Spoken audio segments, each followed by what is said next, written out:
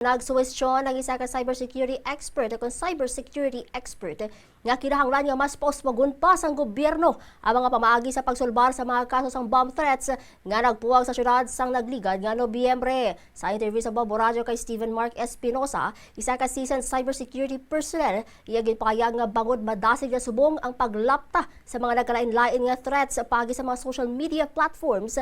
Kinahanglan man sang dugang nga toolsets agod mas mapadasig man ang pagdakop sa mga tao nga nagapalapta sini. Ginakonsideran naman sini nga dako nga pagpanghangkata para sa kaangay niya nga cybersecurity personnel ang paggamit sang mga dump accounts o contemporary accounts sa mga tao nga source sang bomb threats. Apang sunuman sa iya may ayara sa ginatawag digital footprints o digital footprints agod makilalan ang ilang mga matuod nga identity. Dugang pa ni Espinosa nga hindi pagsapakon ang mga threats kang isang bomb threats bangod mahimo ini nga maglala.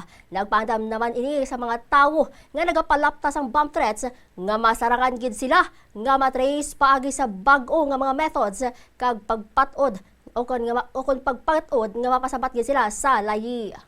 Kailangan lang nga mas more advanced pag and at the same time ang aton nga pag-gather sing data sing aton nga mga citizens. So amo gid ang pinaka-importante para mabutang naton sila sa isa ka database kag mas easy sa aton tanan nga matrace ang mga ilang nga mga activities online. But then again, there's always a breadcrumbs, a digital footprint nga ginatawag naton. Pwede nato na sila nga i-identify gapon ang ilagid nga real identity.